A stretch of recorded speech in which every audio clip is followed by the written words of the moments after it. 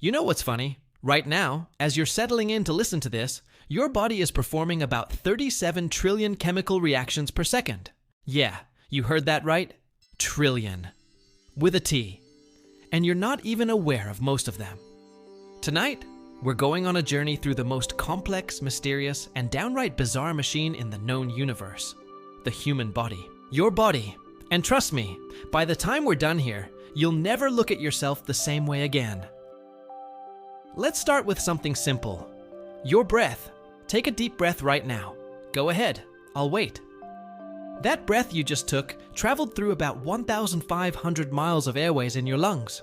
If you spread out all the tiny air sacs in your lungs, the alveoli, they'd cover an area about the size of a tennis court. All of that, packed into your chest. Nature's origami at its finest. But here's where it gets weird. Every time you breathe, you're inhaling atoms that were once breathed by Leonardo da Vinci, Cleopatra, and probably a dinosaur or two. The atoms that make up the air around us have been recycling for billions of years.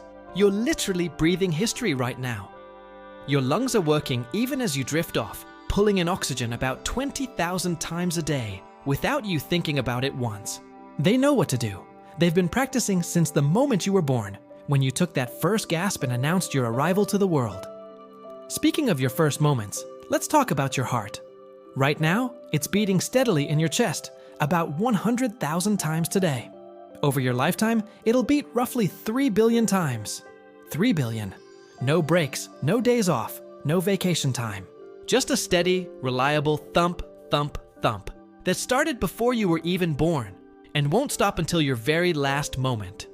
Your heart is about the size of your fist, and it pumps around 2,000 gallons of blood through your body every single day. That blood travels through 60,000 miles of blood vessels, enough to wrap around the earth twice. In 1 minute, your blood makes a complete circuit through your entire body. It's like a dedicated delivery service that never sleeps, bringing oxygen and nutrients to every cell, picking up the trash, and heading back to the heart to start all over again. And those blood cells? They're celebrities with very short careers. Your red blood cells live for about 120 days before they're recycled. Right now, as you're lying there, your body is killing off and replacing about 2 million red blood cells every second. You're constantly dying and being reborn at the cellular level. You're literally not the same person you were 4 months ago, at least not when it comes to your blood. Let's zoom in even further. Your blood is mostly made up of these red blood cells. But there are also white blood cells floating around in there. Your body's personal army. These guys are incredible. They patrol your bloodstream looking for invaders. Bacteria, viruses, anything that doesn't belong. When they find an enemy, they don't hesitate. They attack, engulf, and destroy it. Some of them even remember the invaders they fought before, which is how vaccines work. Your body keeps a most wanted list of germs at the cellular level. But here's something that'll blow your mind. Right now, you're not entirely human. In fact, by cell count, you might be more bacteria than human. There are roughly 30 trillion human cells in your body, but somewhere between 38 to 100 trillion bacterial cells living in and on you. Most of them are in your gut, working away, helping you digest food, making vitamins, and even influencing your mood. Yeah, you heard that right. The bacteria in your gut can actually affect how you feel emotionally. Scientists call it the gut-brain axis. Your stomach and your brain are in constant communication through the vagus nerve, sending signals back and forth. Ever had butterflies in your stomach when you're nervous? That's not just an expression. Your gut literally responds to your emotions, and your emotions respond to your gut. Those bacteria down there are producing neurotransmitters like serotonin, the happiness chemical. About 90% of your body's serotonin is made in your gut, not your brain. So, when someone tells you to trust your gut, they might be onto something. Your gut has about 100 million neurons lining it, more than in your spinal cord. Some scientists call it the second brain. It's down there, processing information, making decisions about digestion, and apparently having opinions about your life choices. Let's drift up from your gut and talk about something you probably haven't thought about all day. Your skin. You're wrapped in about 22 square feet of it, making it your body's largest organ. Every minute, you're shedding about 30,000 dead skin cells. That's roughly 40 pounds of skin over your lifetime. Most of the dust in your house? Yeah, that's you. You're basically a human snow globe. But your skin isn't just a wrapper. It's an intelligent barrier, a temperature regulator, and a sensation detector all rolled into one. It's waterproof enough to keep you from absorbing your bathwater like a sponge, but permeable enough to let you sweat. And that sweat? It's not just water. It's a complex cocktail of minerals, proteins, and chemicals that do everything from cooling you down to fighting off bacteria. Your skin also produces vitamin D when sunlight hits it. You're literally solar powered, at least partially. Those rays of sunshine trigger a chemical reaction that eventually helps your bones stay strong and your immune system function properly. We're all walking around with tiny pharmaceutical factories built right into our skin. Let's talk about touch for a moment. Your skin has about 5 million touch receptors. They're not evenly distributed though. Your fingertips are absolutely packed with them. About 3,000 in just one fingertip. That's why you can feel the tiniest texture when you run your finger across a surface. Why you can tell the difference between silk and cotton without looking. Your lips are even more sensitive, which is why that first kiss feels electric. Your lips have more nerve endings per square inch than almost any other part of your body. They're also uniquely yours. Your lip print is as distinctive as your fingerprint. You're marked by uniqueness in more ways than you realize. Now let's journey inward to your bones. You probably think of your skeleton as this dead, static frame holding you up. But your bones are alive, constantly remodeling themselves. Old bone is broken down, and new bone is built up in a never-ending cycle. You get a completely new skeleton every 10 years or so. You were born with about 300 bones, but by the time you reached adulthood, you only had 206. They didn't disappear. Many of them fused together as you grew. Your skull, for instance, started as several separate bones that gradually joined up. That soft spot on a baby's head? That's those bones waiting to meet and merge. Your bones are also surprisingly strong. Pound for pound, bone is stronger than steel. A cubic inch of bone can bear a load of 19,000 pounds. That's roughly the weight of 5 pickup trucks. And yet, bones are light enough that your entire skeleton only makes up about 15% of your body weight. Inside those bones is something equally remarkable: your bone marrow. This is where all your blood cells are born. Every second, your bone marrow is producing about 2 million red blood cells. It's a factory that never closes, working around the clock to keep you alive. But bones do more than just support you and make blood. They're also a storage facility. About 99% of the calcium in your body is stored in your bones and teeth. When your blood calcium levels drop, your bones release some. When levels are high, they store it away. Your skeleton is literally a bank, and calcium is the currency. Let's move to something that might be on your mind right now: your brain. Actually, that's not quite accurate. Your brain isn't really on your mind. Your brain is your mind. And what a strange, wrinkled, 3-pound universe it is. Your brain contains roughly 86 billion neurons, each one connected to thousands of others. If you tried to count all the neural connections in your brain, counting one per second, it would take you 3 million years. The complexity of your brain exceeds anything we've ever built or discovered. We've mapped the human genome, landed rovers on Mars, and split the atom, but we still don't fully understand the brain. Here's something strange. Your brain doesn't have pain receptors. Brain surgery can be performed on awake patients because the brain itself can't feel pain. All those headaches you get? They're coming from the tissues, muscles, and blood vessels around your brain, not the brain tissue itself. The very organ that allows you to feel pain cannot feel pain itself. It's the universe's cruel irony. Your brain uses about 20% of your body's energy, despite being only 2% of your body weight. It's an energy hog, demanding constant glucose and oxygen. When you're thinking hard, trying to solve a problem, your brain is burning through energy at an incredible rate. Thinking is expensive, even when you're metabolically asleep, speaking. your brain is anything but quiet. In fact, in some ways it's more active during sleep than when you're awake. It's sorting through memories, deciding what to keep and what to toss, consolidating learning, and running maintenance routines that keep everything functioning smoothly. Sleep itself is one of the great mysteries of human biology. We spend a third of our lives doing it, and yet scientists still aren't entirely sure why we need it. Sure, we know it's essential for memory, for immune function, for emotional regulation. Go without sleep long enough, and you'll literally die from it before you die from starvation. But the fundamental question of why we evolved to spend a third of our existence unconscious and vulnerable, that's still being debated. What we do know is that sleep happens in cycles, each lasting about 90 minutes. You drift from light sleep into deep sleep, then into REM sleep where most of your vivid dreams happen.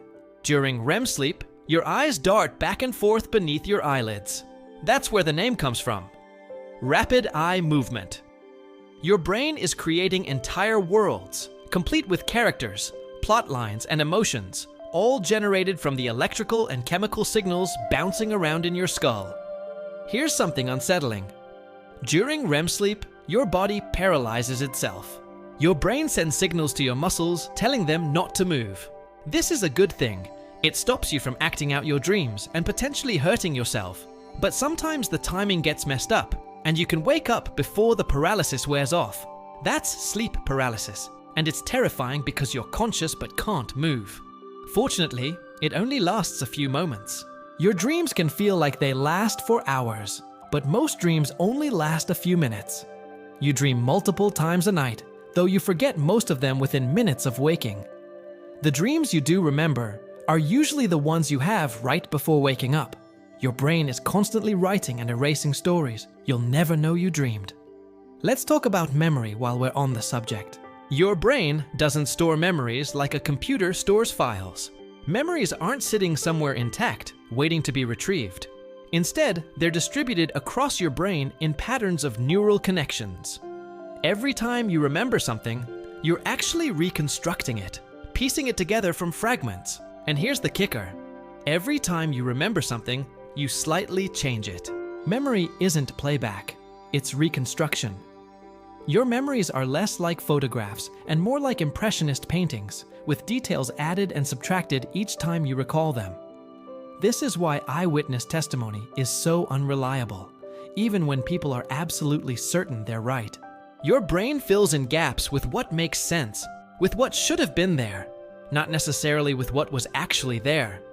You're the unreliable narrator of your own life story. Your brain is also constantly filtering reality for you. Right now, you're not aware of the feeling of your clothes on your skin, the pressure of whatever you're lying or sitting on, the hum of electronics around you. At least you weren't until I just mentioned them.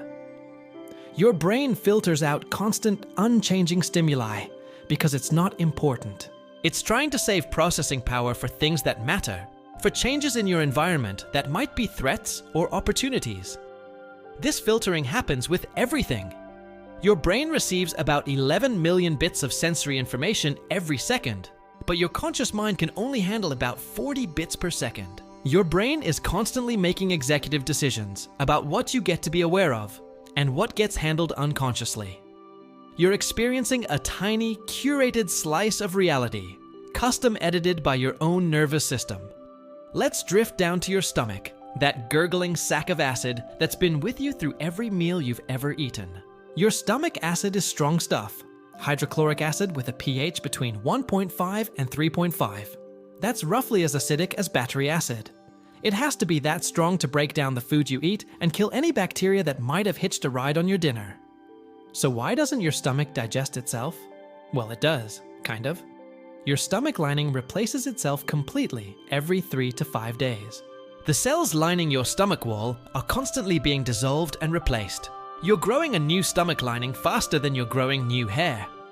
When you eat, your stomach can expand to hold about 1 liter of food. That's roughly 4 cups. Some competitive eaters can train their stomachs to expand even more, up to 4 liters or more. Your stomach is surprisingly stretchy, thanks to the folds in its lining called rugae. The journey your food takes through your body is nothing short of epic. From the moment food touches your tongue, the odyssey begins. Your saliva starts breaking down starches immediately. You produce about 1 liter of saliva every day. That's roughly a bathtub full every year. Saliva isn't just spit. It's a complex mixture of enzymes, minerals, and proteins that start the digestive process and protect your teeth. After you swallow, the food travels down your esophagus in about 6 seconds. Your esophagus uses waves of muscle contractions called peristalsis to push food down. This works even if you're upside down. Gravity is not what gets your food to your stomach. Astronauts can eat just fine in zero gravity because of this muscular wave action. Once your food reaches your stomach, it can hang out there for 2 to 4 hours, getting churned and mixed with acid and enzymes until it becomes a semi-liquid mass called chyme. Then it moves into your small intestine, where the real magic happens. Your small intestine is about 20 feet long, coiled up in your abdomen.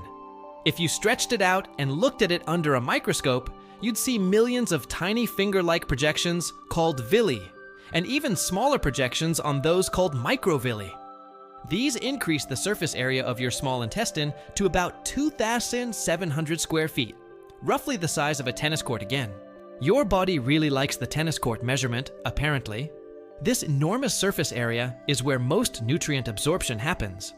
Your small intestine pulls out the proteins, carbohydrates, fats, vitamins, and minerals from your food and sends them into your bloodstream. It's remarkably efficient. After 3 to 5 hours in your small intestine, your food has been stripped of most of its nutritional value. What's left moves into your large intestine, which is only about 5 feet long but wider, hence the name. This is where things slow down considerably. Food can spend up to 36 hours in your large intestine as water is absorbed and the final product is formed. Your large intestine is also where most of your gut bacteria live, trillions of them, forming a complex ecosystem that we're only beginning to understand. All told, from the moment you take a bite to the moment waste leaves your body, the journey takes anywhere from 24 to 72 hours. You're literally a processing plant, turning food into fuel and building materials. Let's talk about your liver for a moment, because it deserves some serious respect. Your liver is your body's chemical processing plant, performing over 500 different functions. It filters your blood, removing toxins and waste products. It produces bile to help digest fats. It stores vitamins and minerals. It regulates blood sugar levels. It produces proteins needed for blood clotting. It breaks down old red blood cells. It's basically a multitasking champion. Your liver is also the only organ in your body that can regenerate itself. You can lose up to 75% of your liver, and it will grow back to its full size. In liver donation surgery, a living donor can give part of their liver to someone who needs it, and both the donated portion and the remaining portion will grow back. It's the Wolverine of organs. The liver processes everything you consume: food, drinks, medications, everything. When you take a pain reliever, your liver breaks it down. When you have a drink, your liver processes the alcohol at a rate of about 1 standard drink per hour. Push it too hard for too long, and it'll develop problems. But treat it right, and it'll serve you faithfully for decades. Now let's consider your eyes, those windows to the soul that are actually incredibly sophisticated biological cameras. Your eyes can distinguish about 10 million different colors. The focusing system in your eye adjusts faster than any camera ever made, going from looking at something close to something far in a fraction of a second. Light enters through your pupil, which automatically adjusts its size based on the brightness around you. In darkness, it dilates to let in more light. In brightness, it contracts to protect the sensitive retina at the back of your eye. This happens constantly without you thinking about it, hundreds of times a day, as you move between different lighting conditions. That retina contains about 120 million rod cells that detect light and dark, and about 6 million cone cells that detect color. These cells convert light into electrical signals that travel along the optic nerve to your brain, which interprets them as images. But here's the weird part. The image that lands on your retina is actually upside down. Your brain flips it right side up for you. You've been looking at an upside down world your entire life. Your eyes are also constantly moving, even when you think you're holding them still. They make tiny movements called microsaccades, keeping the cells in your retina from adapting to a static image. If your eyes truly stayed perfectly still, you'd gradually lose the ability to see whatever you were looking at. Your brain needs constant updating to maintain the image. You blink about 15 to 20 times per minute, or roughly 28,800 times per day. Each blink lasts about 1/10 of a second. Do the math, and you're spending about 10% of your waking hours with your eyes closed. Your brain edits out these blackout periods so you perceive continuous vision. Tears aren't just for crying. You're producing tears all the time, even when you're happy. These tears keep your eyes lubricated and wash away debris. They also contain antibodies that help fight off infections. Every blink spreads a fresh layer of tears across your eyes. You're literally crying all the time, just a little bit. Let's move to your ears, those strange folds of cartilage on the sides of your head that capture sound waves and funnel them inward. The visible part of your ear, the pinna, is shaped the way it is to help you determine where sounds are coming from. Those curves and ridges create subtle differences in how sound enters your ear canal depending on direction. Inside your ear, past the eardrum, are 3 tiny bones, the smallest bones in your entire body. They're called the hammer, anvil, and stirrup because of their shapes, though their medical names are the malleus, incus, and stapes. These bones amplify sound vibrations and transmit them to the cochlea, a spiral-shaped organ filled with fluid and lined with thousands of tiny hair cells. When sound waves cause the fluid in your cochlea to move, these hair cells bend. This bending generates electrical signals that travel to your brain via the auditory nerve. Your brain interprets these signals as sound. Different frequencies of sound affect different hair cells, which is how you can distinguish between a whisper and a shout, between a flute and a drum. Here's the sad part. Those hair cells don't regenerate. Once they're damaged, they're gone for good. This is why hearing loss from loud noise is permanent. Every concert you attend without ear protection, every time you crank your headphones up too loud, you're potentially killing off hair cells you'll never get back. By the time you're 65, you'll likely have lost about 40% of these cells just from normal aging and environmental exposure. Your ears also control your balance. Inside your inner ear are 3 semicircular canals filled with fluid and lined with hair cells. As you move your head, the fluid sloshes around, bending the hair cells and telling your brain which way you're moving. This is why spinning around makes you dizzy. The fluid keeps moving after you stop, sending confusing signals to your brain. Let's talk about something you rarely think about: your kidneys. These bean-shaped organs, each about the size of a computer mouse, filter your blood constantly. All of your blood passes through your kidneys about 40 times a day. They filter roughly 200 quarts of blood daily, removing waste products and excess water to create about 2 quarts of urine. Your kidneys are precision instruments regulating the balance of water, salts, and minerals in your blood. They also produce hormones that control blood pressure, make red blood cells, and keep your bones strong. They're working right now, even as you rest, cleaning your blood and maintaining the delicate chemical balance that keeps you alive. What's amazing is that you only need 1 kidney to survive. People donate kidneys all the time, living perfectly normal lives with just 1. The remaining kidney actually grows larger to compensate, increasing its filtering capacity. Your body is adaptable in ways that still surprise scientists. Now let's consider your voice, that unique sound that identifies you to everyone you know. Your vocal cords are 2 bands of muscle tissue in your larynx, your voice box. When air from your lungs passes between them, they vibrate, creating sound. How tight or relaxed they are determines the pitch of your voice. But your vocal cords don't work alone. Your voice is shaped by your mouth, tongue, teeth, lips, and nasal passages. All of these structures modify the raw sound from your vocal cords, creating the distinct timbre and tone of your voice. No 2 people sound exactly alike, not even identical twins. You can produce sounds ranging from about 80 Hz to over 1000 Hz. Though the average speaking voice uses a much narrower range, singers train for years to expand their range, to gain better control over those vibrating cords. Speaking of sound, let's talk about something truly invisible that you can't live without: oxygen. With every breath, you're pulling in oxygen molecules that your body desperately needs. Your lungs extract this oxygen and load it onto your red blood cells, which carry it to every cell in your body. Inside each cell, tiny structures called mitochondria use this oxygen to generate energy. Mitochondria are often called the powerhouses of the cell, and for good reason. They take the glucose from your food and the oxygen from your breath and combine them to produce ATP, adenosine triphosphate, which is basically cellular energy currency. Here's something wild. Mitochondria have their own DNA, separate from the DNA in your cell's nucleus. That's because billions of years ago, mitochondria were actually independent bacteria. They got absorbed into larger cells and never left, evolving into the essential organelles they are today. You're carrying around the descendants of ancient bacteria in every cell of your body, and you die without them. Your cells are producing ATP constantly, regenerating your entire ATP supply about once every 2 minutes. You produce and use roughly your own body weight in ATP every single day. It's the most recycled molecule in your body, broken down and rebuilt over and over in an endless cycle of energy production. Let's zoom back out and talk about your muscles. You have over 600 muscles in your body, making up about 40% of your body weight.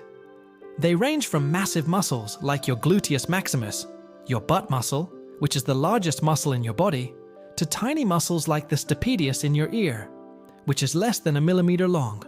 Muscles work by contracting. They can only pull, never push, which is why they're usually arranged in pairs. Your bicep pulls your forearm up, your tricep pulls it back down.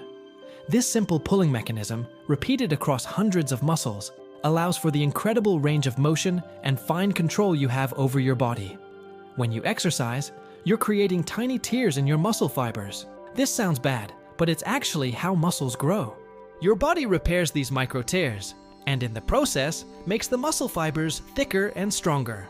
The soreness you feel after a workout. That's partially from inflammation at these tear sites. You're literally breaking yourself down to build yourself back up stronger. Your muscles also generate heat. Shivering is just your muscles contracting rapidly to produce warmth when you're cold. About 85% of your body heat comes from muscle activity and metabolic processes. Let's talk about something that seems simple, but is actually incredibly complex: movement. To pick up a cup of coffee requires coordinated action from dozens of muscles, precise sensory feedback about the cup's position and weight, and split-second adjustments to maintain balance and control. Your brain orchestrates all of this without you thinking about it. Your cerebellum, a region at the back of your brain, is largely responsible for coordinating movement.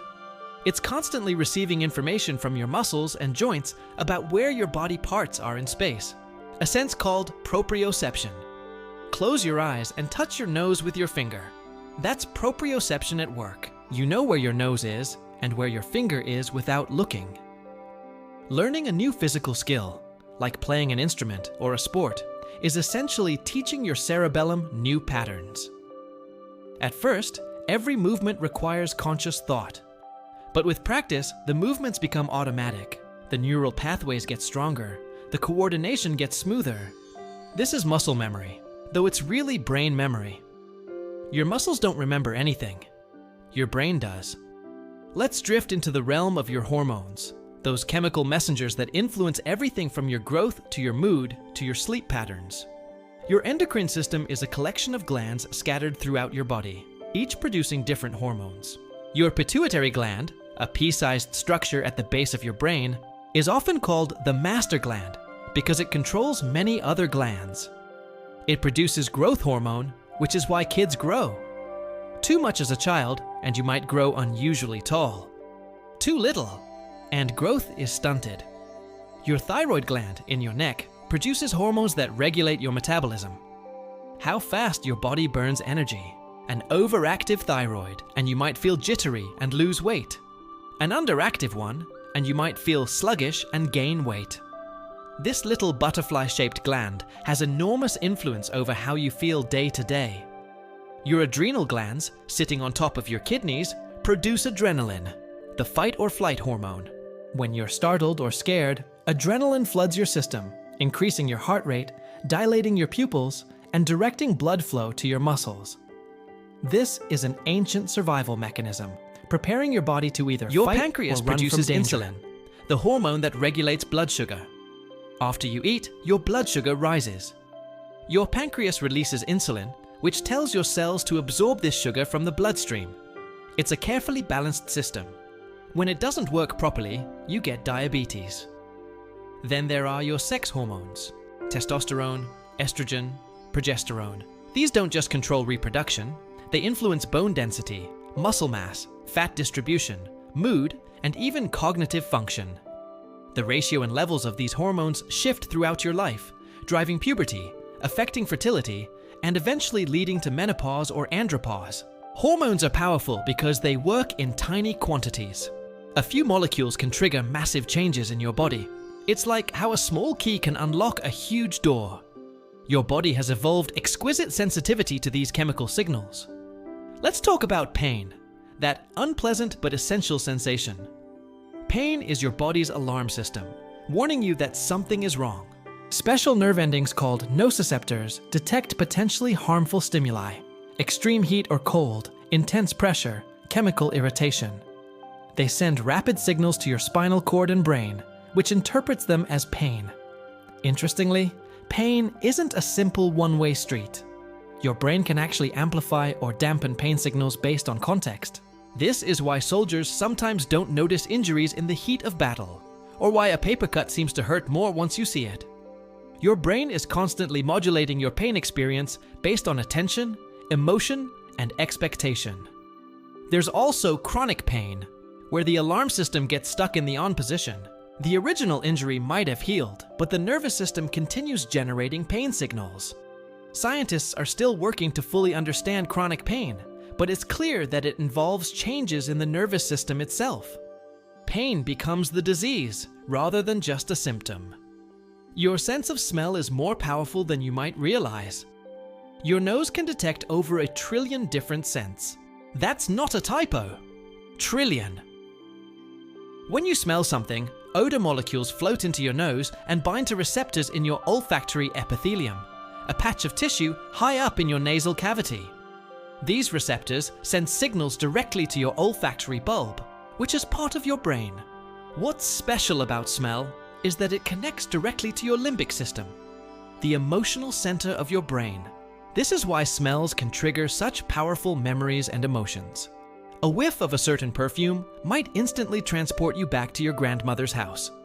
The smell of cookies baking might fill you with nostalgia.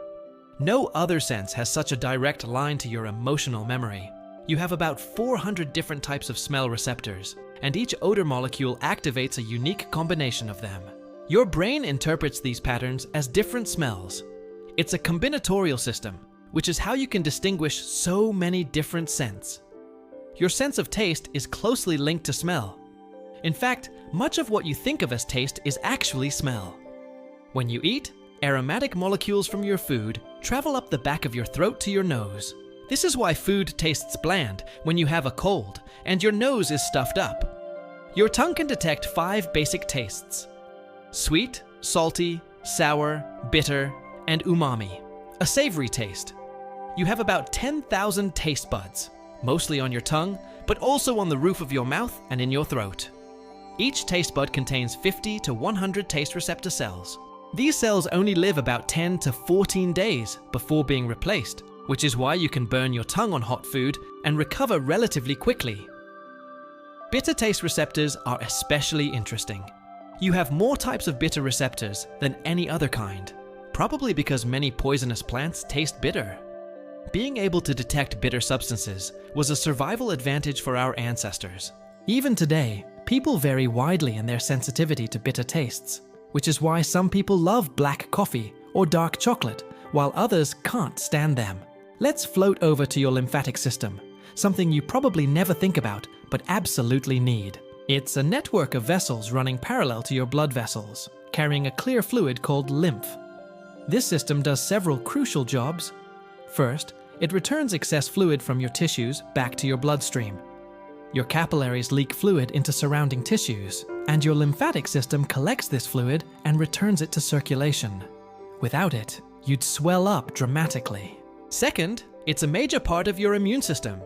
Scattered throughout your lymphatic system are lymph nodes, small bean-shaped structures that filter lymph fluid, trapping bacteria, viruses, and abnormal cells.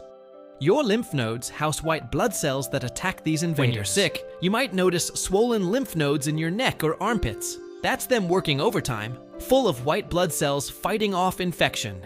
It's actually a good sign that your immune system is doing its job.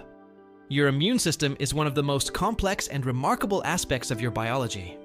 It has to distinguish between your own cells and foreign invaders, between harmless substances and dangerous ones. It's constantly patrolling, constantly vigilant. You have two types of immunity: innate and adaptive. Your innate immunity is your first line of defense. Physical barriers like skin, chemical barriers like stomach acid, and general purpose immune cells that attack anything that seems foreign. It's broad and non-specific. Your adaptive immunity is more sophisticated. It learns and remembers. When you're exposed to a pathogen, certain white blood cells called lymphocytes develop specific receptors for that particular invader. If you encounter the same pathogen again, your immune system can mount a faster, stronger response. This is immunological memory, and it's why you usually only get certain diseases once. Sometimes your immune system makes mistakes. It might attack your own cells, leading to autoimmune diseases like rheumatoid arthritis or multiple sclerosis. Or it might overreact to harmless substances like pollen or peanuts, causing allergies.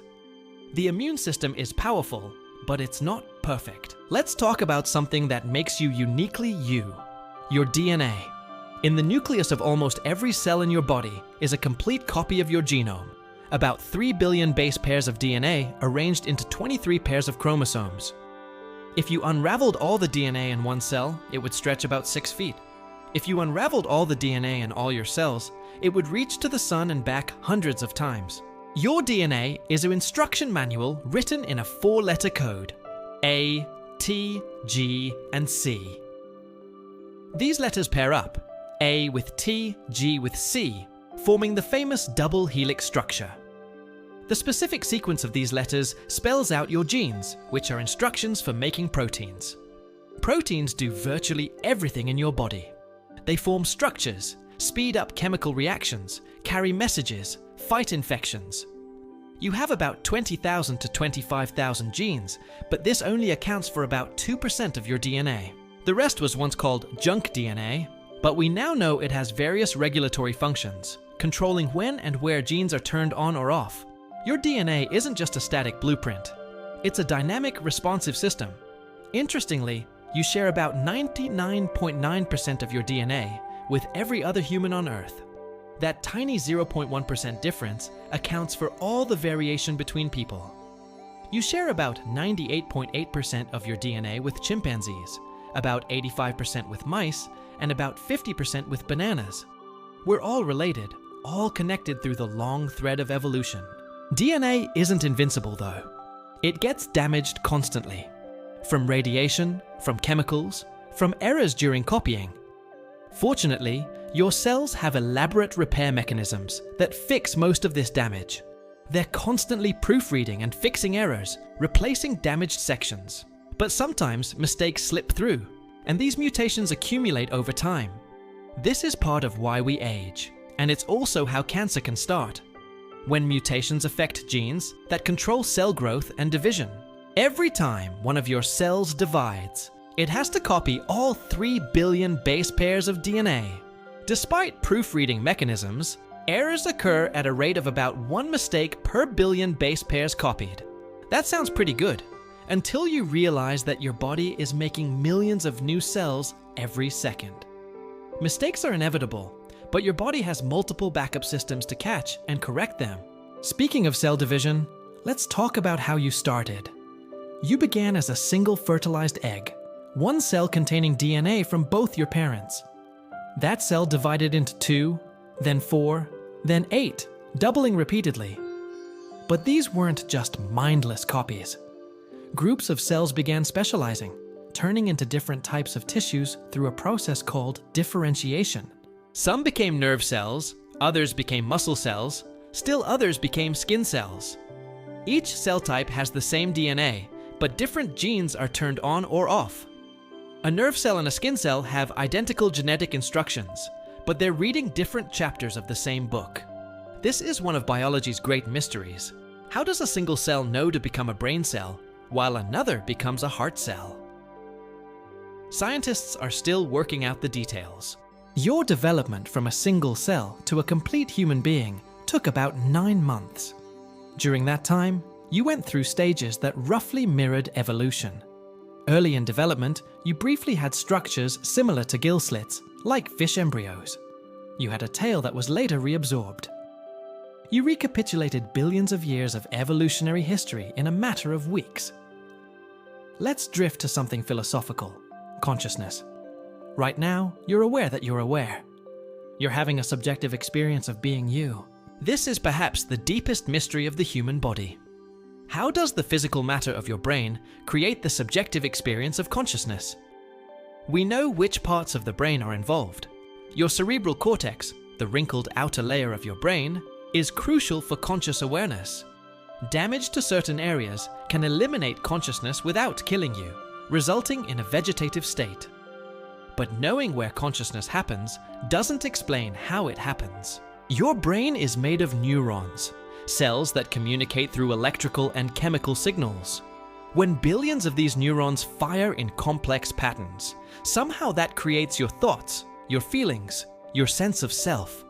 It's like how individual pixels on a screen create images, but far more mysterious.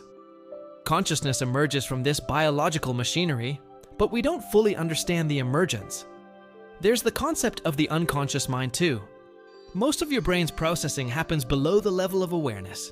Your unconscious mind is handling millions of details, regulating your breathing, processing visual information, storing memories, making snap judgments. Consciousness is just the tip of the iceberg, the small part that breaks the surface.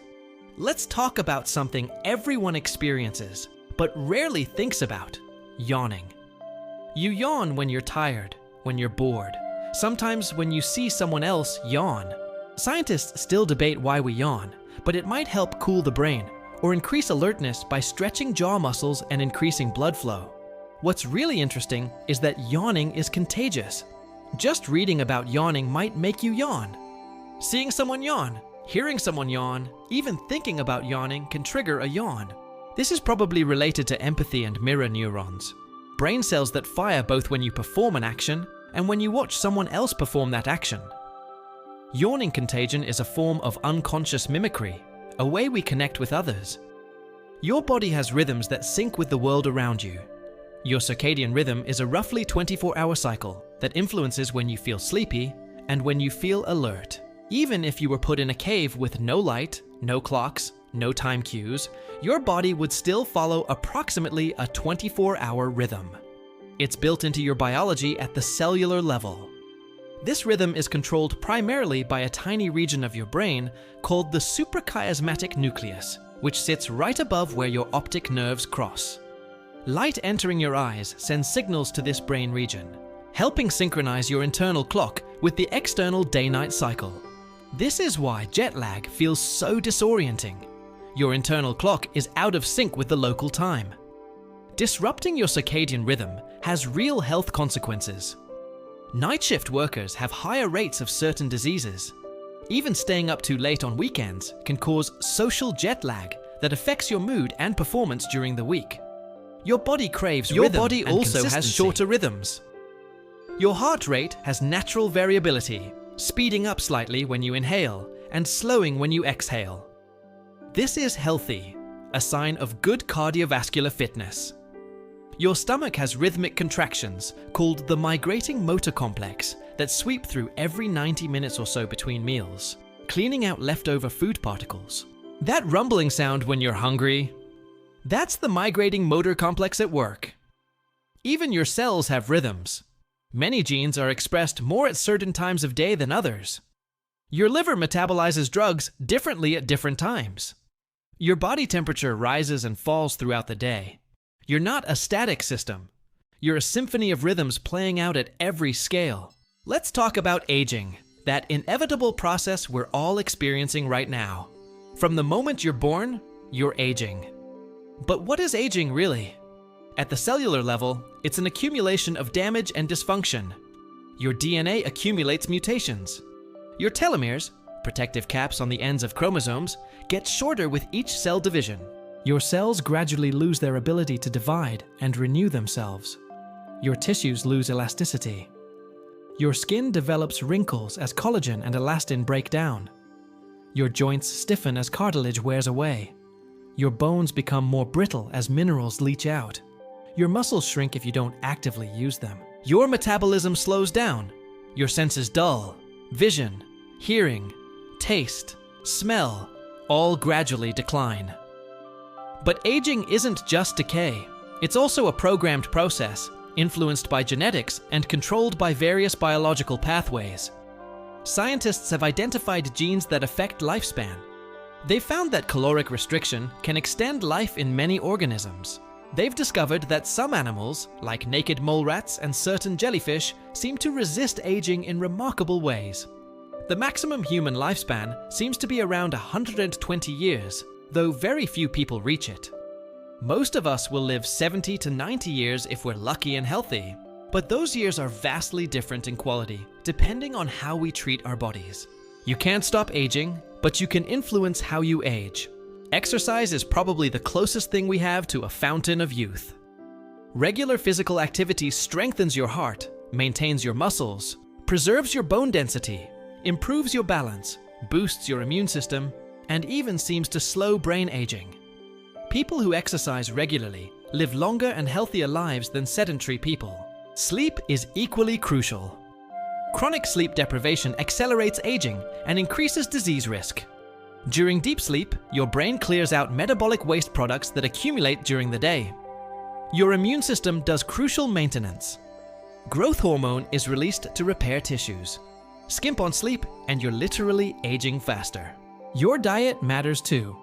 What you eat becomes the raw materials your body uses to build and repair itself. A diet rich in vegetables, fruits, whole grains, and healthy fats provides the nutrients and antioxidants your cells need. Excessive sugar, processed foods, and unhealthy fats contribute to inflammation and disease. You're not just what you eat, but what you eat affects what you become. Stress is another major factor in aging. Chronic stress floods your body with cortisol, which over time can damage your cardiovascular system, suppress your immune system, and even shrink parts of your brain. People with chronic stress age faster at the cellular level. Their telomeres shorten more rapidly. Learning to manage stress isn't just about feeling better. It's about living longer. Social connections matter too. People with strong social ties live longer than isolated people. Loneliness isn't just emotionally painful. It's physically harmful. Your body responds to social isolation similarly to how it responds to other threats, ramping up inflammation and stress responses. We're social creatures by nature, and our biology reflects that. Let's talk about something that connects all of this: inflammation. Acute inflammation is your body's response to injury or infection. Cut your finger and the area becomes red, swollen, and warm. That's inflammation.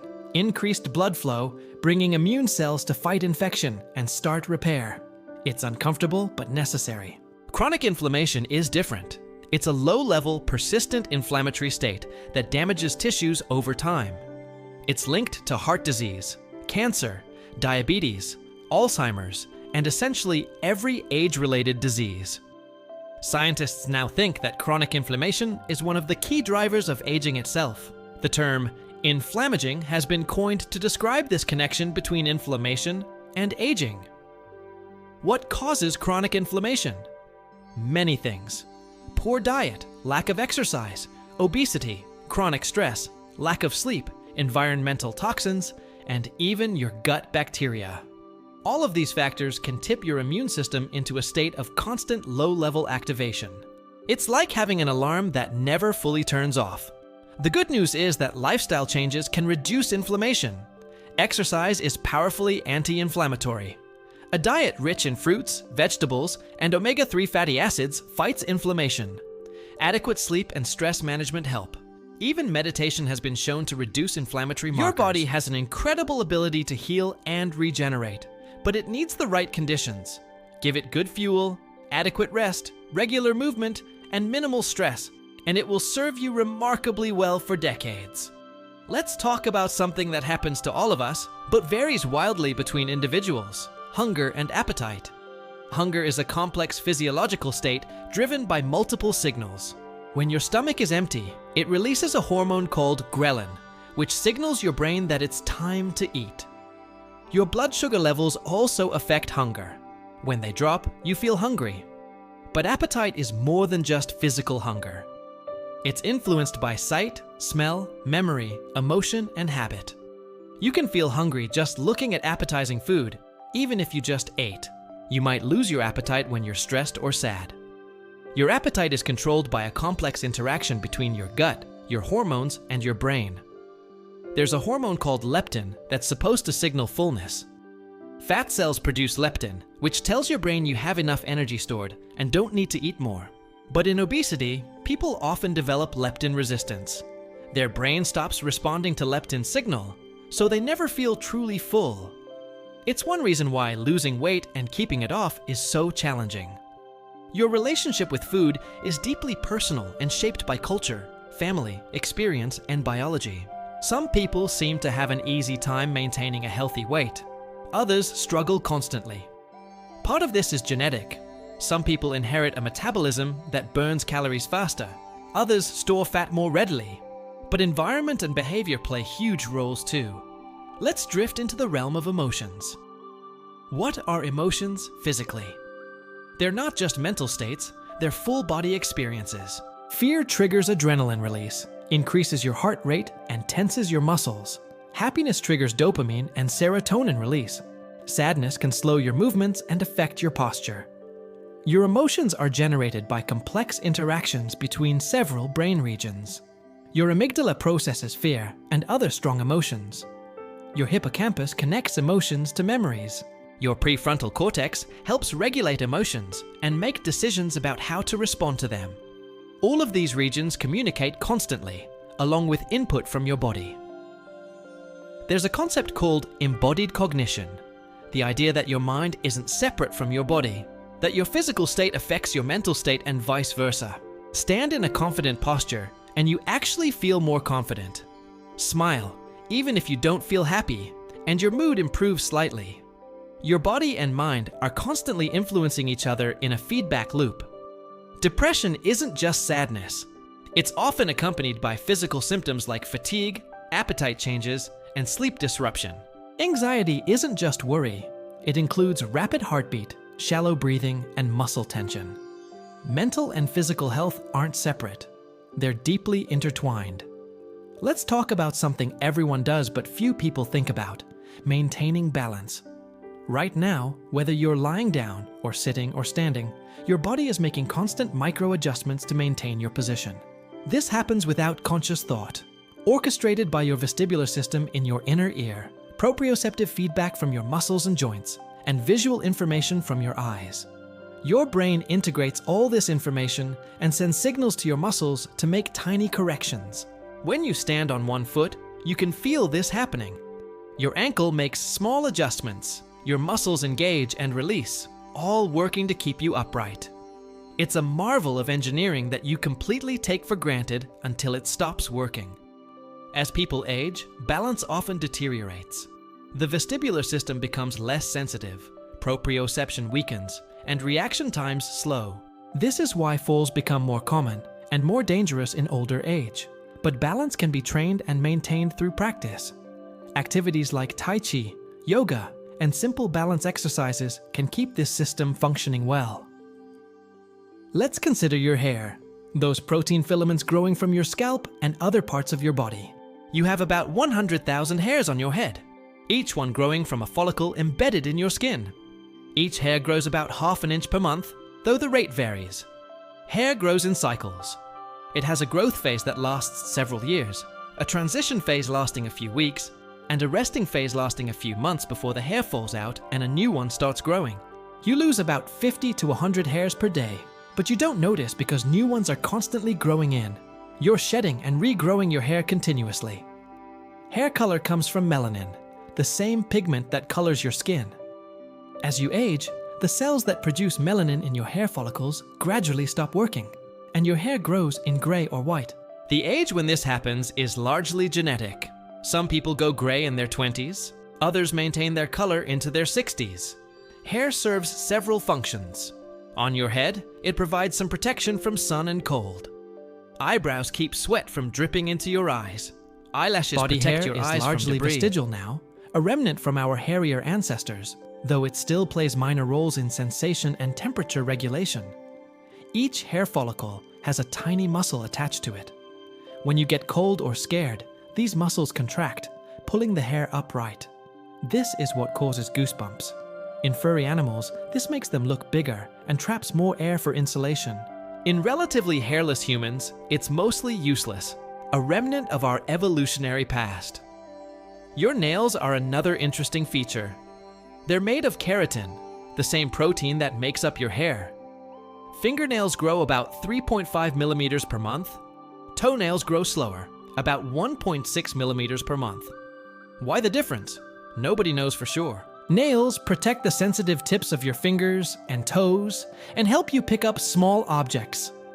The visible part of your nail is dead tissue, which is why you can cut it without pain.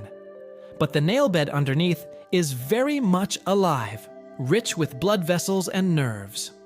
Damage your nail bed, and it hurts intensely. The white half moon at the base of your nail is called the lunula. It's actually the visible part of your nail matrix where new nail cells are generated. Those cells then harden and get pushed forward as newer cells form behind them. You're constantly growing new nail from the base. Let's talk about temperature regulation, because your body is remarkably good at maintaining a stable internal temperature of about 98.6 degrees Fahrenheit or 37 degrees Celsius. This is crucial. Your enzymes and metabolic processes work best within a narrow temperature range. Deviate too far in either direction and things start breaking down. When you're hot, blood vessels in your skin dilate, bringing warm blood to the surface where heat can radiate away. You sweat, and as that sweat evaporates, it cools you down. Evaporation requires energy, and that energy comes from the heat of your skin. It's very effective. Humans are actually exceptional at cooling themselves through sweating. We can outrun almost any animal in hot conditions because we're so good at dissipating heat. When you're cold, blood vessels in your skin constrict, keeping warm blood in your core where it's needed most. Your muscles might start shivering, generating heat through rapid contractions. Your metabolism might increase slightly. In extreme cold, your body will sacrifice your extremities to keep your core warm. This is why frostbite affects fingers, toes, ears, and nose first. You can adapt to temperature extremes over time. People living in hot climates sweat more efficiently and lose less salt in their sweat. People in cold climates generate more heat and tolerate cold better. Your body can adjust to its environment, but it takes time, usually a couple of weeks of exposure. Fever is your body deliberately raising its temperature to fight infection. Many bacteria and viruses don't reproduce well at higher temperatures, and your immune system works more effectively when you're warm. A moderate fever is actually helpful, not something that needs to be immediately suppressed. Of course, very high fevers can be dangerous, but the fever itself is a defense mechanism, not just a symptom. Let's talk about laughter, that peculiar sound humans make when we find something funny or delightful. Laughter involves precise coordination of your respiratory system, your vocal cords, and facial muscles. You take a deep breath, then expel air in short bursts while vibrating your vocal cords and contracting your facial muscles. But laughter is more than just a sound. It triggers the release of endorphins, your body's natural painkillers and mood elevators. It reduces stress hormones. It exercises your diaphragm and abdominal muscles. People say laughter is the best medicine, and while that's an exaggeration, laughter genuinely has health benefits. Laughter is also deeply social. You're 30 times more likely to laugh when you're with other people than when you're alone. Laughter creates bonds, signals friendliness, and helps groups coordinate. It's a form of communication that predates language. Even babies laugh before they can talk. Interestingly, humans aren't the only animals that laugh. Great apes laugh when they're playing. Rats make ultrasonic chirping sounds when they're tickled or playing that researchers interpret as laughter. The capacity for joy and play seems to be ancient, wired deep into mammalian brains. Let's consider crying, the opposite of laughter in many ways. Humans are the only animals that produce emotional tears. We cry when we're sad, when we're happy, when we're frustrated, when we're moved by beauty. Tears are a form of communication, a signal of emotional state. Emotional tears have a different chemical composition than the tears you produce constantly to lubricate your eyes, or the tears produced by irritation. Emotional tears contain more protein and stress hormones. Some researchers think crying might be a way to literally purge stress hormones from your body, which could explain why people often feel better after a good cry. Crying also signals to others that you need support or comfort. In babies, crying is the primary communication tool, a distress signal that compels caregivers to respond. In adults, it serves similar functions, though we've learned to suppress it in many situations. Cultural norms around crying vary widely. Some cultures see it as a healthy emotional release. Others view it as weakness. Let's talk about something that's happening right now: the passage of time and how you perceive it. Time perception is subjective and strange. When you're young, a year feels like forever. As you get older, years seem to fly by. Why? One theory is proportionality. When you're 5 years old, 1 year is 20% of your entire life. When you're 50, 1 year is only 2% of your life. Each year becomes a smaller fraction of your total experience, so it feels shorter relative to your whole life. Another theory involves novelty. Children experience new things constantly, forming lots of new memories. These memories make time feel stretched out when you recall it. Adults often fall into routines, and routine experiences get compressed in memory. Weeks can blur together if you do the same things every day. The more novel experiences you have, the longer time seems when you look back on it. Your perception of time also changes based on your attention. When you're engaged and focused, time flies. When you're bored, every minute drags. This is why a fun evening with friends seems to pass in moments, while sitting in a waiting room feels eternal. Time is constant, but your experience of it is not. Even more strangely, your brain can alter your perception of time in real time. During emergencies or accidents, people often report that time seemed to slow down. They remember events in slow motion, seeing details they normally wouldn't notice. This isn't actually time slowing down. It's your brain recording memories at a higher density. Your amygdala, the fear center, becomes highly active and lays down extra rich memories. When you recall the event, all that detail makes it seem like it took longer than it did. Let's drift to something philosophical again. The concept of self. Who are you? Are you your body, your brain, your memories, your personality? At the physical level, you're constantly changing.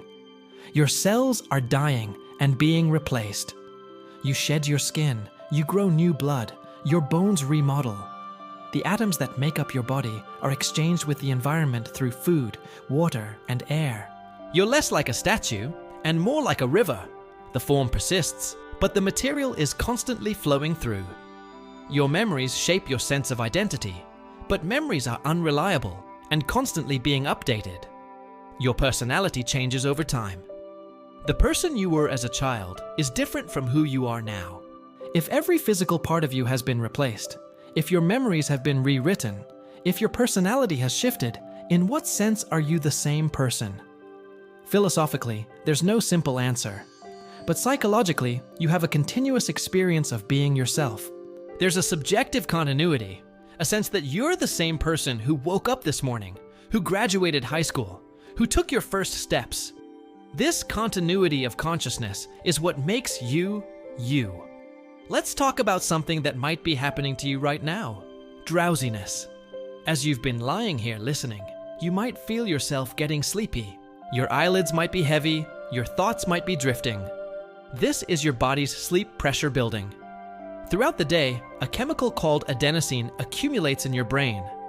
Adenosine is a byproduct of your brain using energy. The longer you're awake, the more adenosine builds up. It binds to receptors in your brain and makes you feel sleepy.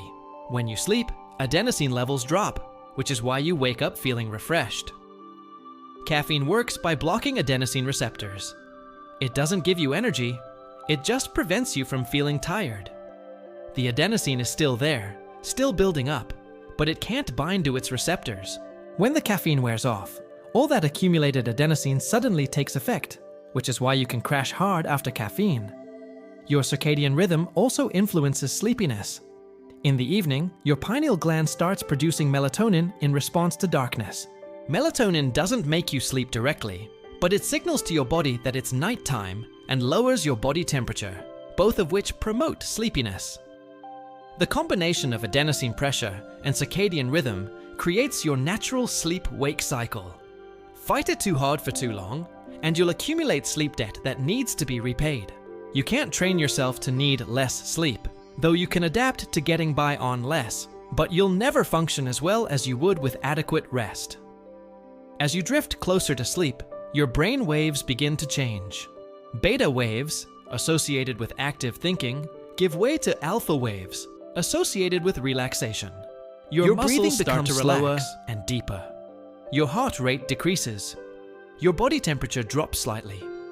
You're transitioning from wakefulness to sleep, from the conscious world to the world of dreams. In these moments between waking and sleeping, you might experience hypnagogic hallucinations, brief, vivid sensory experiences. You might see flashes of light or color, hear voices or sounds, or feel strange sensations. Some people experience the sensation of falling, which causes them to jerk awake. These are normal and harmless, just your brain beginning to dream while you're still partially aware.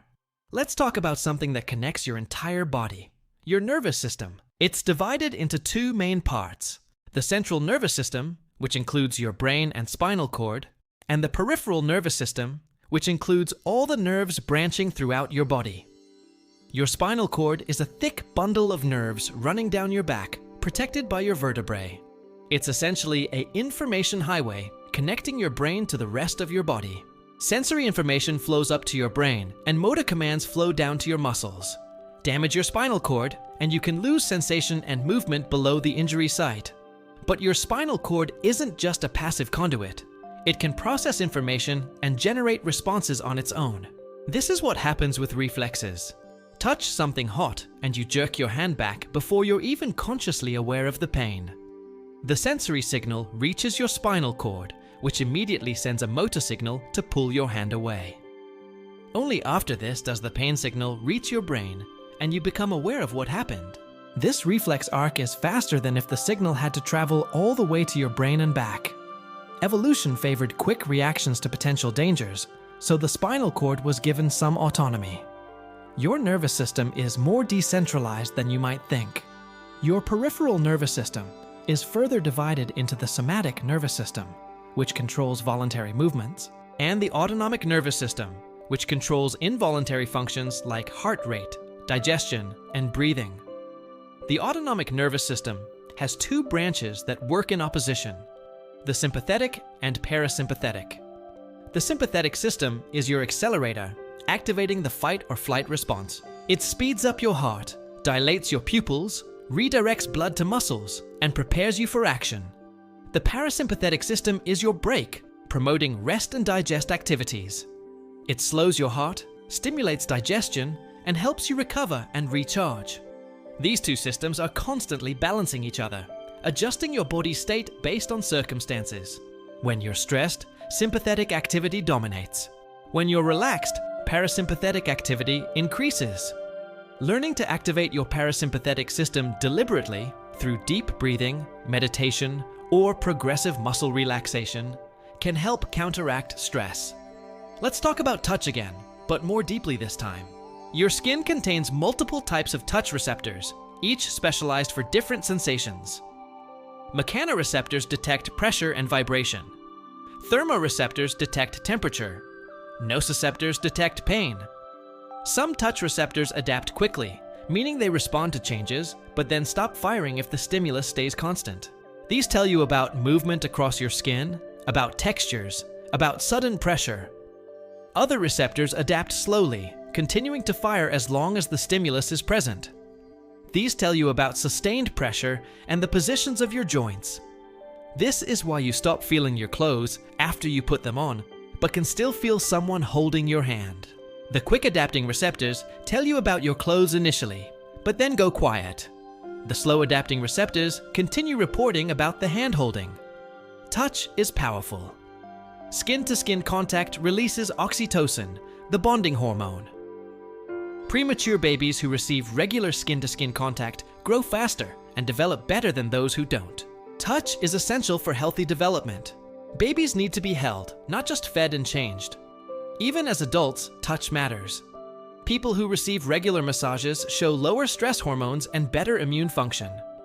Holding hands with a loved one can actually reduce pain perception. Touch is a form of communication deeper than words, a way we connect with others at a biological level. Social isolation, the absence of physical touch, has real health consequences. It increases stress, suppresses immune function, and is associated with shorter lifespan. We're social animals, and our bodies expect social contact, including physical touch. Let's consider your posture, the way you hold your body. You probably don't think about your posture much, but it affects you more than you realize. Poor posture strains your muscles and ligaments, can lead to pain and injury, and even affects your breathing and digestion. When you slouch, you compress your chest cavity, restricting your lungs. You can't take as deep a breath. Over time, this shallow breathing becomes habitual, which can increase stress and anxiety. Good posture opens your chest, allows full breathing, and actually makes you feel more confident and alert. Your spine has natural curves that help it absorb shock and distribute weight. When you sit or stand with good posture, your spine maintains these curves. When you slouch, you distort them, putting uneven pressure on your vertebrae and discs. This is one reason back pain is so common in modern society. We sit too much and too poorly. But posture isn't just about sitting and standing. The way you move matters too. Your body is designed for varied movement, for walking and running, for squatting and climbing, for reaching and bending. Modern life often confines us to repetitive positions and movements. This creates imbalances, where some muscles become tight and others weak. Regular movement and stretching can prevent and reverse these imbalances. Your body adapts to how you use it. Use it in limited ways, and it becomes limited. Use it in varied ways, and it remains capable and flexible. Let's talk about coordination.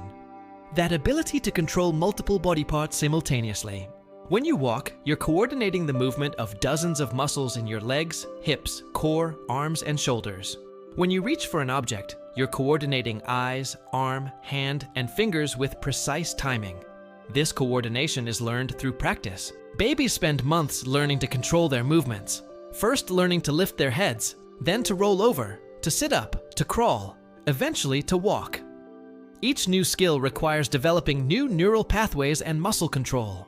Athletes take this much further, training their bodies to perform incredibly complex coordinated movements. A gymnast on a balance beam, a basketball player making a three-point shot, a musician playing a complex piece. These skills require thousands of hours of practice, gradually refining the neural pathways until the movements become automatic.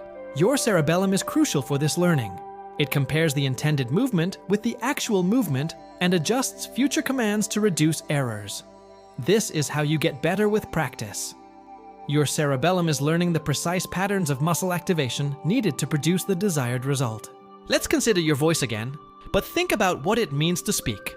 Language is one of the most distinctly human abilities. Other animals communicate, but human language is uniquely complex and flexible. We can express abstract concepts, discuss things that don't exist, talk about the past and future, and combine words in infinite ways to create new meanings. The evolution of language probably required changes not just in the brain, but in the body. Your larynx is positioned lower in your throat than in other primates, which gives you more control over sound, but also means you can choke on food. Other animals can breathe while drinking, but you can't. This is a trade-off evolution made to enable complex speech. Language requires precise coordination between breathing, vocal cords, tongue, lips, and jaw. You can produce about 40 phonemes, distinct sound units, and combine them into thousands of words at rates of several words per second. Your brain is simultaneously planning what to say, choosing words, constructing grammar, and controlling the physical act of speaking. It's computationally staggering. Children learn language seemingly effortlessly, absorbing the grammar and vocabulary of whatever language they hear around them. There seems to be a critical period in early childhood when language learning is easiest. Learn a language before about age 7, and you'll speak it like a native. Learn it later, and you'll likely always have an accent and some grammatical struggles. Your brain has regions specialized for language. Broca's area in your frontal lobe is crucial for producing speech. Damage it, and you struggle to form words, though you can still understand language. Wernicke's area in your temporal lobe is crucial for understanding language. Damage it, and you can speak fluently, but what you say doesn't make sense, and you can't understand others. These regions are connected by a bundle of nerve fibers.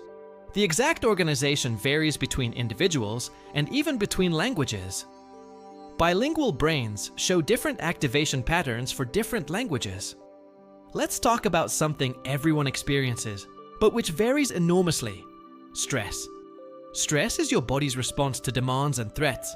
The stress response is ancient, designed to help you survive physical dangers.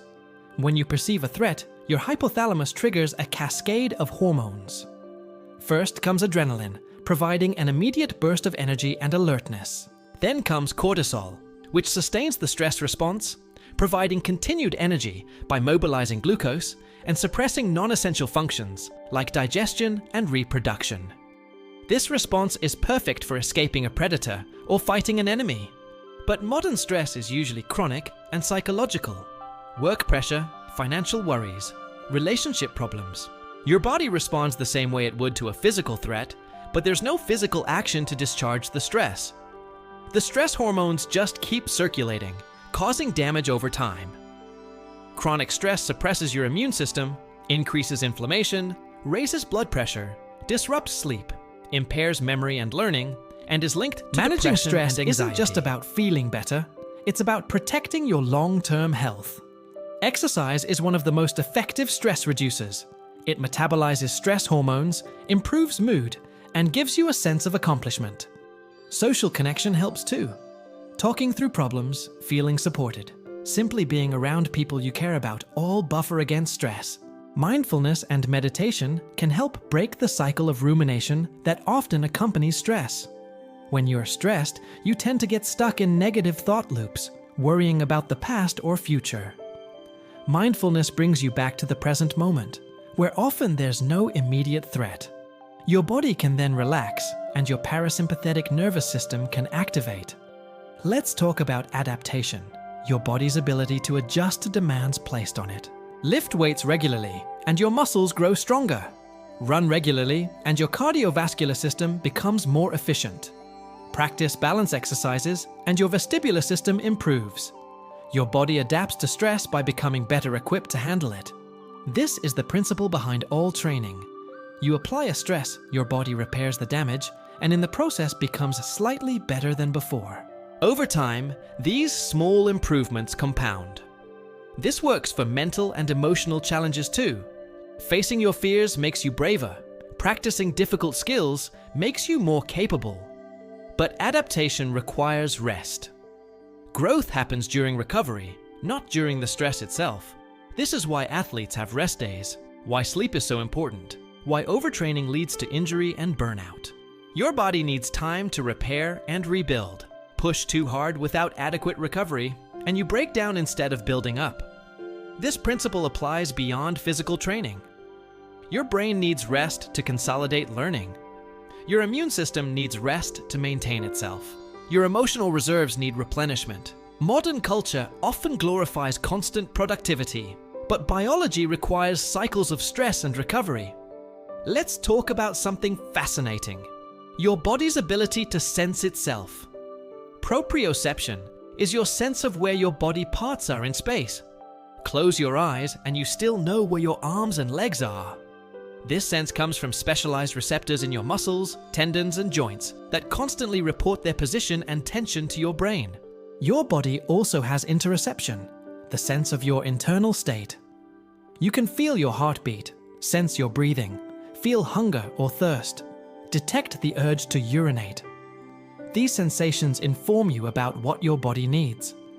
People vary in how aware they are of these internal sensations. Some people are very interoceptive, constantly aware of their body's signals. Others are less aware, sometimes missing important cues. Interestingly, interoceptive awareness is linked to emotional awareness. Your emotions have physical components. butterflies in your stomach, tension in your shoulders, heaviness in your chest. People who are more aware of their body sensations tend to be more aware of their emotions too. The body and emotions are deeply connected. Let's consider something you might not have thought about. The space you occupy. Your physical body has clear boundaries. Your skin marks where you end and the world begins. But your psychological sense of your body extends beyond this.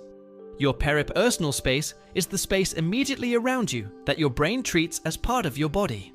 This is why it feels invasive when someone gets too close. They're entering your peripersonal space. The size of this space varies by culture and situation. It can even be extended by tools. After using a tool for a while, your brain incorporates it into your body schema. A hammer becomes an extension of your hand. A car becomes an extension of your body. Your sense of self is more flexible than the boundaries of your skin. Let's talk about micro movements, the tiny adjustments your body makes constantly. Even when you think you're standing still, you're swaying slightly. Your muscles making constant micro corrections to maintain balance. Even when you think you're sitting still, you're shifting your weight, adjusting your posture in small ways. These micro movements are necessary. Stay truly motionless for too long, and blood pools, muscles cramp, joints stiffen. Your body needs movement, even tiny movements, to function properly. This is one reason prolonged bed rest is so debilitating. The absence of normal movement causes rapid deconditioning. Let's consider your body's remarkable redundancy and resilience. You have 2 kidneys, but only need 1. You have 2 lungs, but can survive with 1. You can lose a significant portion of your liver, and it will regenerate. You have trillions of cells, and losing millions doesn't significantly impair you. Your body has backup systems for critical functions. This redundancy is the result of evolution. Individuals with more resilient, redundant systems were more likely to survive injuries and illnesses and pass on their genes. Your body is built with failure in mind, designed to keep functioning even when damaged. But this resilience has limits. Push too hard, damage too much, ignore warning signs too long, and systems begin to fail. Your body will compensate for a long time, using those backup systems, but eventually reserves are exhausted. This is why seemingly sudden health crises often have long build-up periods. Your body was compensating until it couldn't anymore. Let's talk about hydration, something simple but crucial. Your body is about 60% water. Water is the medium in which all your biochemical reactions occur. It transports nutrients and oxygen, removes waste, regulates temperature, cushions joints, and maintains blood pressure. You lose water constantly, through urine, sweat, breathing, and even through your skin. You need to replace this water regularly. Mild dehydration impairs cognitive function, mood, and physical performance before you even feel thirsty. By the time you feel thirsty, you're already somewhat dehydrated. Different people need different amounts of water depending on body size, activity level, climate, and diet. The old 8 glasses a day rule is arbitrary. A better guide is your urine. If it's pale yellow, you're well hydrated. If it's dark yellow, you need more water. Your body is remarkably good at maintaining water balance when you give it the resources. Your kidneys adjust how much water they excrete based on your hydration status. When you're dehydrated, they conserve water, making concentrated urine. When you're well hydrated, they excrete excess water. Let's drift back to sleep, since that's where this journey is taking you. Sleep isn't just rest, it's an active process. Your brain is doing crucial work while you sleep. It's consolidating memories, transferring them from short-term storage to long-term storage, strengthening important connections, and pruning away unimportant During ones. sleep, your brain also clears out metabolic waste products that accumulate during waking hours. Your lymphatic system, a waste clearance system in your brain, becomes much more active during sleep. Cerebrospinal fluid washes through your brain, carrying away toxic proteins, including ones associated with Alzheimer's disease. This is one reason why chronic sleep deprivation increases dementia risk. Your immune system does important maintenance work during sleep too. Certain immune cells are more active at night. Your body produces more cytokines, proteins that help fight infection and inflammation. People who sleep well are less likely to get sick when exposed to viruses than people who are sleep deprived. Sleep also regulates your hormones. Growth hormone is released primarily during deep sleep, which is why children need so much sleep. They're literally growing while they sleep. Hormones that regulate hunger, ghrelin and leptin, are affected by sleep. Sleep deprivation increases ghrelin, making you hungrier, and decreases leptin, reducing feelings of fullness. This is one reason why poor sleep is linked to weight gain. During REM sleep, your brain is almost as active as when you're awake, but the activity is different. Areas involved in emotion and visual processing are highly active. Meanwhile, areas involved in logical thinking and self-awareness are quieter.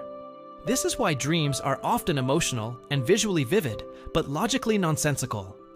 Dreams might serve multiple functions. They may help process emotions, working through experiences and feelings from your waking life. They may help with creative problem solving, making novel connections between ideas. They may be a form of threat simulation, rehearsing responses to dangerous situations in a safe environment. Or they may be partly random, your brain's interpretation of random neural firing during sleep. Whatever their function, dreams are a universal human experience. Every culture has dreamed, has developed interpretations of dreams, has told dreams to others. Dreams fascinate us because they feel meaningful yet mysterious, familiar yet strange. Let's talk about something that happens in sleep, but which you're completely unaware of. Sleep stages cycling. You don't just fall asleep and stay in the same state all night. You cycle through different stages, each with distinct brainwave patterns and functions. Stage 1 is that drowsy, drifting state between wake and sleep. You might experience those strange hypnagogic sensations. Your muscle tone decreases, your breathing slows. This stage is brief, usually just a few minutes. Stage 2 is light sleep, where you spend about half the night. Your brain waves slow down, with occasional bursts of rapid activity called sleep spindles. Your body temperature drops, your heart rate slows. You're asleep but can be awakened fairly easily. Stage 3 is deep sleep, also called slow wave sleep because of the large, slow brain waves that characterize it. This is the most restorative sleep. It's hardest to wake someone from deep sleep, and if awakened, they'll be groggy and disoriented. Deep sleep is when growth hormone is released, when the lymphatic system is most active, when the immune system does its work. Then comes REM sleep, where brain activity picks up again. Your eyes move rapidly beneath your lids, and you dream vividly. Your body is paralyzed except for your diaphragm. You keep breathing. And those darting eyes. You cycle through these stages multiple times per night, each cycle lasting about 90 minutes. Early in the night, you spend more time in deep sleep. Later in the night, REM periods become longer. This is why your most vivid, memorable dreams usually happen in the early morning hours. Disrupting these cycles affects how rested you feel, even if you get enough total hours of sleep. If you're woken repeatedly, or don't get enough deep sleep or REM sleep, you won't feel fully rested. Sleep quality matters as much as quantity. Let's consider the transition into sleep. What you might be experiencing right now. Your muscles are relaxing progressively. Tension you didn't know you were holding is releasing. Your jaw might unclench. Your shoulders might drop. Your hands might uncurl. Your breathing is becoming slower and more regular. The variability of waking breath, sometimes faster, sometimes slower, sometimes shallow, sometimes deep, is giving way to the steady rhythm of sleep breathing. Each breath is drawing you deeper into relaxation. Your thoughts are becoming less linear, less logical. They're drifting, making strange connections, following dream logic rather than waking logic. You might notice yourself thinking something that doesn't quite make sense, but it doesn't bother you. You're letting go of the need for things to make sense. Your awareness of your surroundings is fading. Sounds are becoming distant, less distinct. The feel of whatever you're lying on is receding from your attention. The boundary between you and the world is becoming fuzzy. This is hypnagogia, the transition state between wake and sleep. It's a strange liminal space where you're neither fully awake nor fully asleep. Some people experience it as pleasant and relaxing. Others find it unsettling. Either way, it's brief. A doorway your brain is gradually producing more slow waves. The fast, alert beta waves of waking consciousness are giving way to the slower alpha waves of relaxation, and those are beginning to give way to the even slower theta waves of light sleep. This is a natural progression, your brain settling into its nighttime rhythms. Your body knows how to do this. It's done it thousands of times. Every night of your life, your body has guided you through this transition. You don't have to try, don't have to control it. You can simply allow it to happen. Trust the process that's carried you into sleep countless times before. Let's talk about trust, actually. Sleep requires trust. Trust that you'll be okay while unconscious. Trust that you'll wake up. Trust that the world will still be there in the morning. For most people, this trust is unconscious, automatic. But sometimes anxiety or trauma can make it hard to let go, hard to surrender to sleep. If that's you right now, know that your body has safety mechanisms. Even in deep sleep, your brain monitors for danger. A loud noise will wake you. A change in temperature will wake you. Your smoke alarm goes off, and you'll wake up. Sleep isn't complete unconsciousness. It's a different state of consciousness with its own forms of awareness. Your body is wise. It knows what it needs. Right now, it needs rest, and it's pulling you towards sleep. You can resist this pull, but why would you? Sleep is nourishing, restorative, essential. It's not time wasted. It's time invested in your health and well-being. Let's consider the miracle of being alive, of having a body that works. So many things have to go right for you to exist. Your heart has to keep beating. Your lungs have to keep breathing. Your blood has to keep flowing. Countless chemical reactions have to proceed correctly. Your immune system has to defend you without attacking you. The complexity is staggering. And yet, it all happens automatically, without your conscious control or awareness. You don't have to think about digesting your food, filtering your blood, fighting infections, repairing damaged tissues. Your body handles all of this in the background while you go about your life. This isn't magic. It's biology, chemistry, physics. But understanding the mechanisms doesn't make it less wondrous.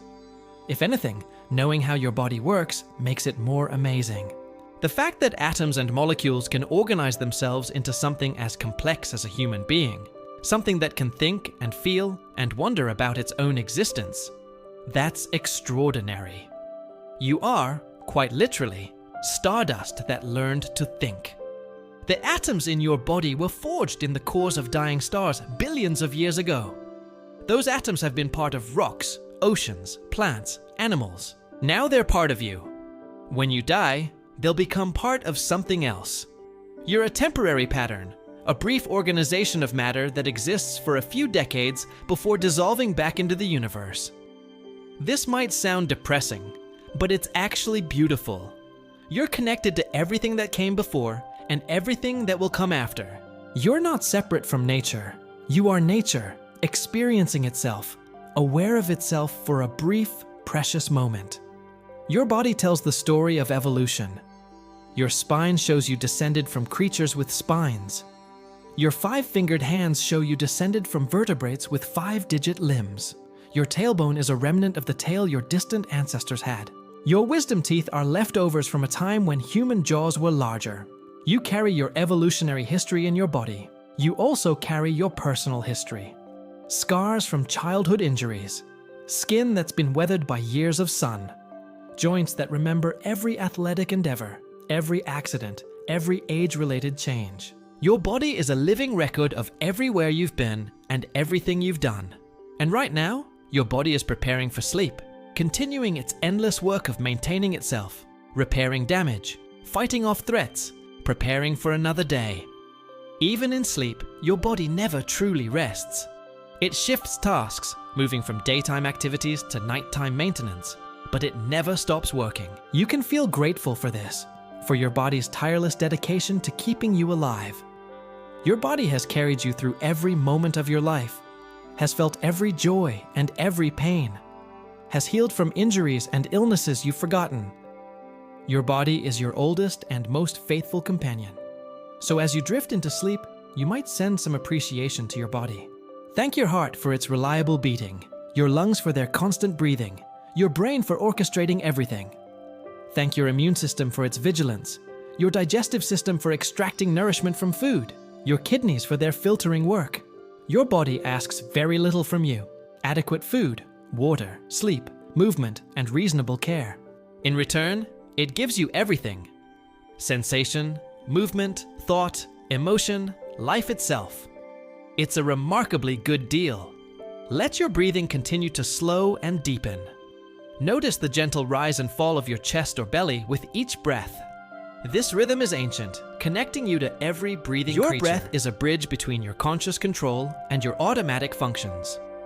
You can control your breathing when you pay attention to it, but it continues automatically when you don't. Right now, you might notice it, might feel each inhale and exhale, but soon your awareness will fade and your breath will continue on its own, steady and reliable, all through the night. Let your eyes stay closed if they aren't already. Your eyelids are heavy, and there's no reason to open them. Behind your closed lids, your eyes might make small movements as they settle. This is normal, natural. Let them rest. Your body is growing heavier, sinking into whatever surface supports you. Gravity is pulling you down, and you're not resisting. You're allowing yourself to be held, to be supported. There's nothing you need to do, nowhere you need to be, nothing you need to think about. The story of your body is vast, far more than could be told in one night. We've touched on some of the highlights: your circulation, your breathing, your digestion, your nervous system, your senses, your immune system, your bones and muscles and organs. But every system has depths we haven't explored, mysteries that remain even to scientists who study them. Your body is still revealing its secrets. Researchers are still discovering new aspects of how you work. The human body is one of the last frontiers of exploration, as unknown in some ways as the deep ocean or distant space. You are a mystery to yourself, carrying capabilities and processes you'll never fully understand. And that's okay. You don't need to understand everything to benefit from it. Your body knows what to do. It's been doing it since before you were born, since the moment you were conceived. It has wisdom older than your conscious mind, older than your memories, older than language itself. So trust your body now as it pulls you into sleep. Trust the feeling of heaviness in your limbs, the slowing of your thoughts, the dimming of your awareness. This is all as it should be. Your body is taking you where you need to go. Sleep is calling you, and it's time to answer. Your body has earned this rest.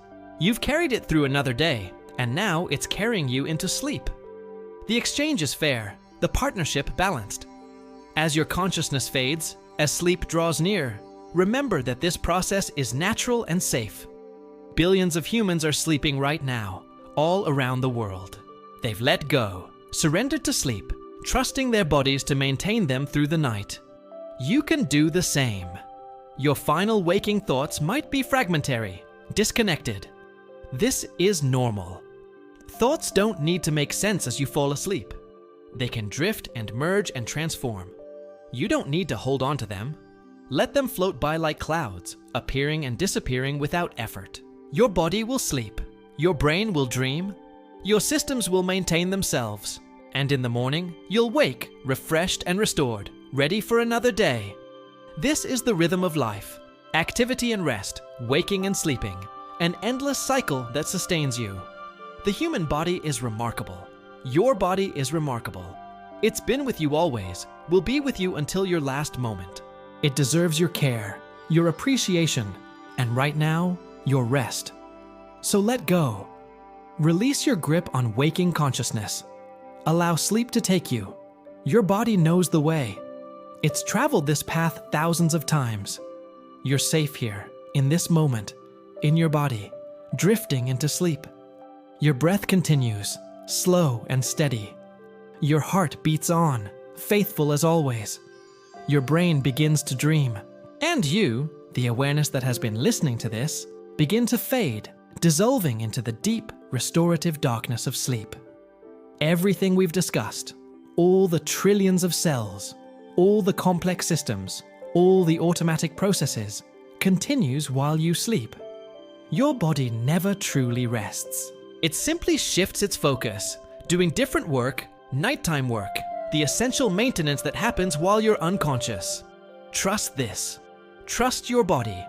Trust the process. Trust that morning will come, and you'll wake naturally, having journeyed through the necessary stages of sleep, having received the rest you need. And now, there's nothing more to say. The words fade away. The knowledge rests, and you, finally, completely, drift into sleep. Your body holds you, supports you, maintains you.